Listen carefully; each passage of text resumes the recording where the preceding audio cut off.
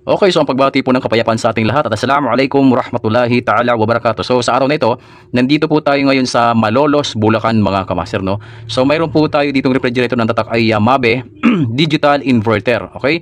So ang problema lamang ho nito ay bigla na lamang ho nag-blackout, no? Nawala ho yung ano, no? Nawala daw di umano yung ilaw, lahat, totally shut down. Tapos pina-check ho nila ito sa service center ng Mabe at ang suspecha po daw nila napapalitan etong motherboard at saka ho etong ating inverter board na siya Jipera, yan, no?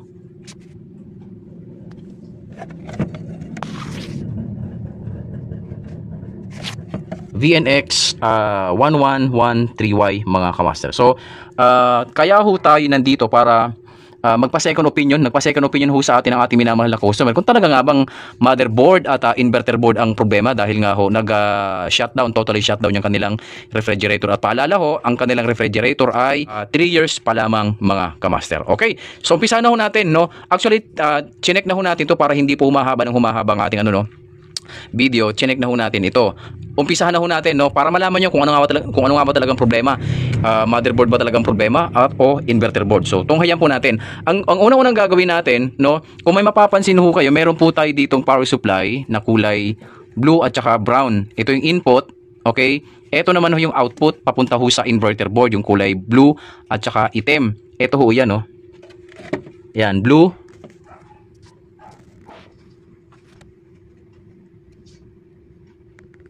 Kulay blue at saka kulay itim. Okay, pangalawang gagawin nyo, titingnan nyo itong ating signal. Ito, yung signal ho ay kulay pula at saka itim. Yan lang ho muna ang i-check natin para lang ma-identify natin kung asan ba ang problema. Nandito ba o nandun ang problema o nandito. Okay, tuturuan ko ho kayo. Particular po dito sa Mabe mga kamaster. Okay, so ang gawin ho natin, paandarin na ho natin, mag-voltage reference ho muna tayo. Ang unang-una natin gagawin, may input ba dito? Tama, siyempre malamang meron yan. Ngayon yung output ba, kukuha na natin ng power supply dito kung meron bang pumapasok na power supply sa ating inverter board mga kamaster. Okay, then pangalawa, itong ating signal. Meron bang signal? Kasi kung may signal naman, malamang sa malamang wala akong problema sa ating motherboard mga kamaster. Okay, so ang ating tagahawak muna ay si sir. Ayan sir, hawak muna. Yun, dito. Si sir, ayan. Yan, nanginginig. Yan, okay. So ito yung ating tester, sir. Yun. Yan, okay. So, yan. Plug na ho natin. Nasaan ba yung plug? Ito ho yung ating plug. Yan. Okay. Ito ho yung ating plug. Yan. So, plug na ho natin ha. Teka lang ha. Baka sabihin nyo. Yan. Yan. Ito ho yung ating plug ha. Yan. Ipa-plug na ho natin. At the same time, mag-voltage reference ho tayo. Yan. Plug na ho natin ha. Yan. Ito po. 1, 2, 3, go. Boom. Yan. Hoy, nagsiswitch ho yung ating relay. So, tingnan ho natin. Ang una natin gagawin, check ho natin itong ating output, itong input. Ito naman yung output ha. Papunta ho yan sa ating ating inverter board. Yan. Pinaghandaan ko na yan. Yan. Okay. So, kuha na po natin ng voltahe. Dito tayo. Dito. Ayan. So, kuha na natin ha. Ito yung input. Okay. Kuha na natin. Tingnan natin kung meron.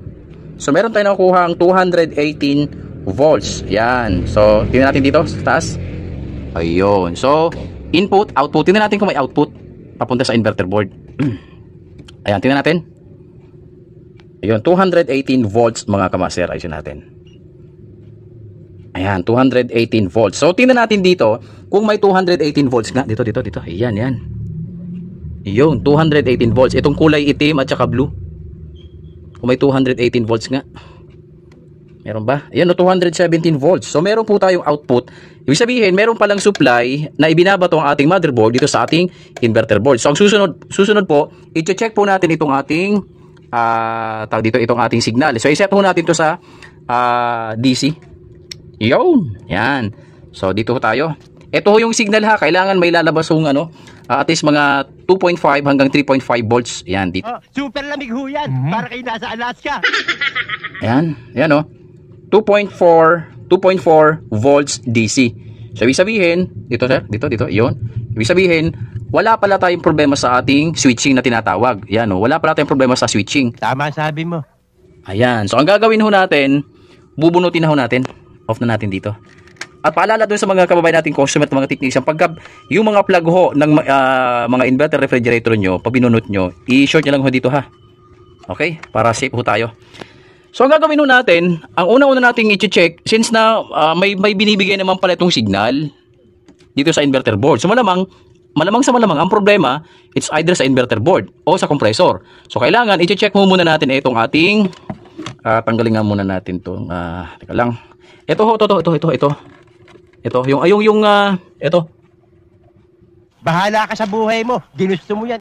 Bago pumasok yung voltahe sa ating inverter board, dadaan po muna siya ng overload protector. Ito po nakasiksik ko.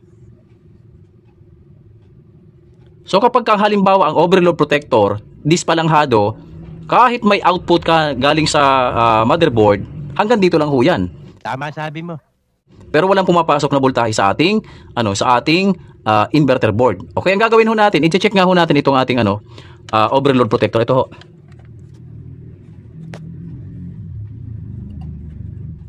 I-check ho natin siya kung may continuity. Ayan, check natin. So, ganoon lamang ho kasimple ha, mga kamaster, no? So, ganoon lamang ho kasimple. Ayan. O, tingnan natin dito ha, kung may continuity. Yan, tingnan ha. Yan o. Yun. So, dapat may makikita tayong continuity sa ating overload protector. Yan. Tingnan natin dito ha. Yan o. Ayan o. Wala o.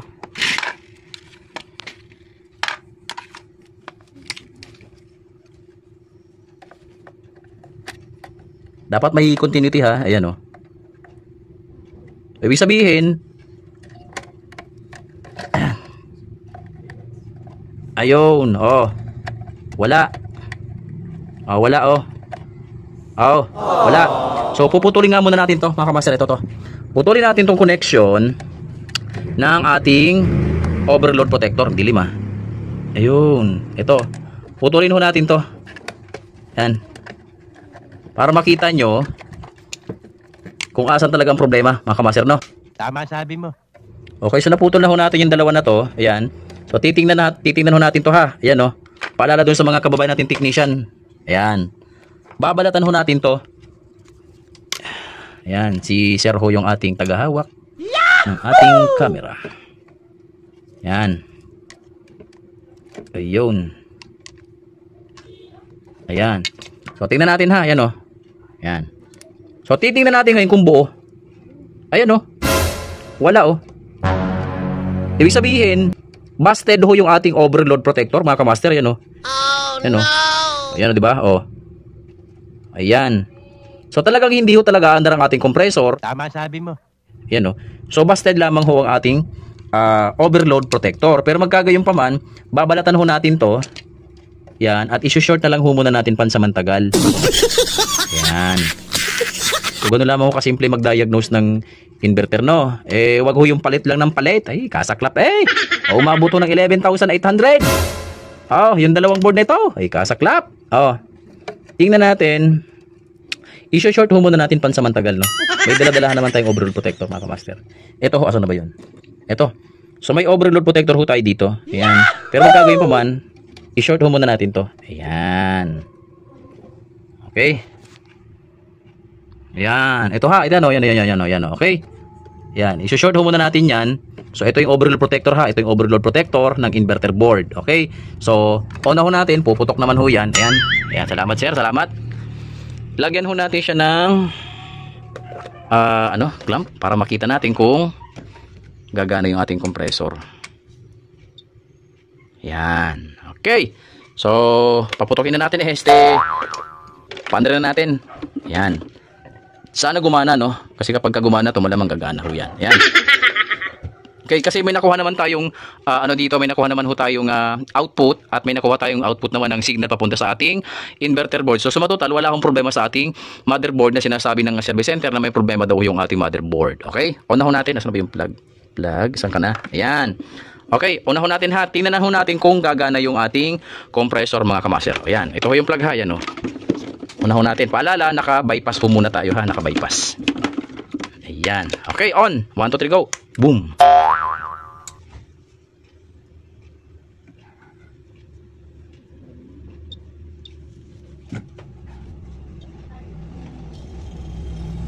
Yun na nadali, pwede pa kasalan, oh. Oh, ay siya, kaganda eh. Oh, umanda na yung compressor. Oh. 0.6 amperes. Yun. Yan, oh.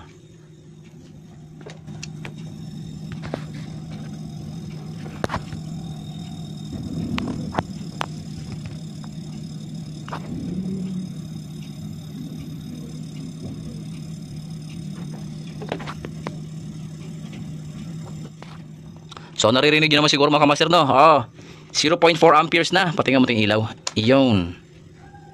Oh, 0.4 amperes mga kamaster. Iyon. Oh. Ang sabi nila ay motherboard ang problema at saka inverter board. Ay kasaklap naman eh, 11,800.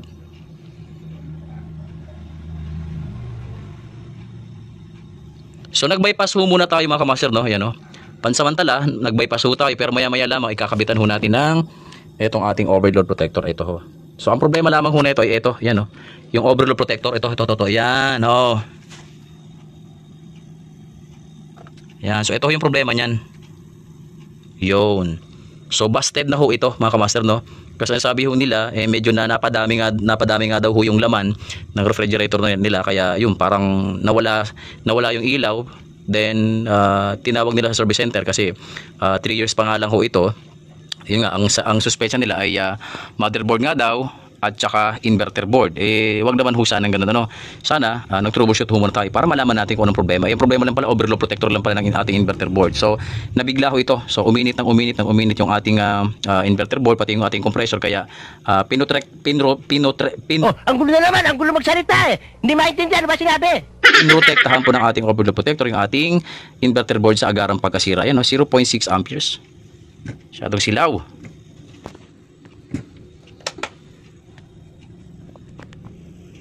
.6 amperes mga kamaster.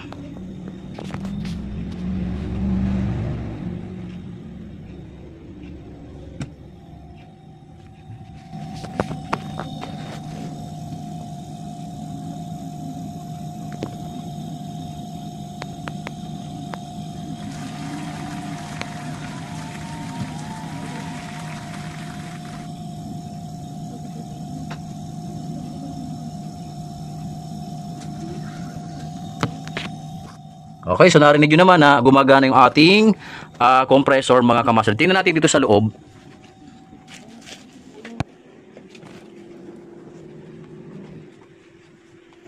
Ayun, so may ilaw naman. Ang sabi nila wala daw ilaw. Tingnan natin kung may fan. Oh, meron naman ah. Oh, ano to? Papigyan na to dito. Yung papaya mga kamaster, papaya. Dila papaya.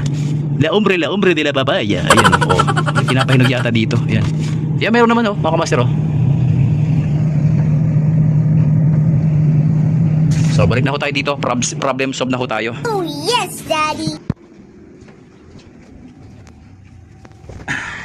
Ayan ha, sana nakatulong itong munting video na ating ibinahagi sa ating mga kababayan na technician kung paano nga ba mag-troubleshoot, no, ng Mabe inverter. Wag ho tayong palit lang ng palit ng inverter board, 11,800. So ang gagawin ho natin, i-check ho muna natin yung output. Ayan, yung output, ito yung output papunta sa ating inverter board. Ito, ay kasaklap. Ngayon, kung dito pa lang, walang output, ay maaari siguro nasa motherboard ang problema. Okay? Pangalawa yung i-check, ito yung signal. Kapag walang signal, at least may makuha man lang tayong 2.5 hanggang 3.5, kasi hindi ho lahat ng mga signal ng ating mga thermostat ay pare-parehas. Mayroong pong 1.5, mayroong 2, may 2.5, mayroong pa nga hong 7 volts DC mga kamaster. Ang mahalaga po doon, hindi ho tayo bababa sa 1 volt mga kamaster. Okay? Kasi ang ating thermostat, siya po nagbibigay ng signal sa ating motherboard, okay, na paanda rin naman sa nagbibigay ng Ayun na kumuusap dito ha. Nakakapikon to, hindi ko maintindihan eh ha. signal sa ating motherboard, at ita-transfer naman ng ating motherboard yung signal papunta naman sa ating inverter board. Ito po yung signal niya.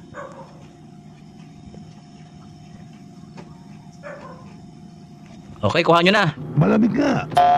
Malamig ba talaga? Oo. So ganun lang ho kasimple. So hindi na ho kailangan pang bumili ng 11,800 ang ating minamahal na customer. So sa halagang ito, mura lang ho ito, siguro mga 150 lang ho ito. Ayan, halagang 150. Ayan, ito lang pala ang problema. Busted lamang ho ito, mga kamaster. Okay? Pinaghandaan ko na yan. Okay, so sana nakatulong itong munting video natin ibinahagi sa ating mga kababayan na technician kung paano mag-troubleshoot ng Mabe digital inverter. So pwede naman ho itong i-bypass yan, no?